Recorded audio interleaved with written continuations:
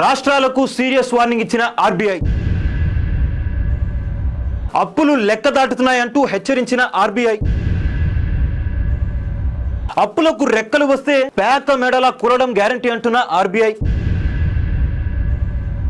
ఇకనైనా మారకపోతే రానున్న రోజుల్లో అంధకారంలోకి వెళ్తారంటున్న ఆర్బీఐ. కాసేపు పార్టీలు మొత్తం పక్కన పెట్టి ఆర్బీఐ అన్న మాటలు ఇచ్చిన సూచనలు ఒకసారి మనం పరిశీలిద్దాం.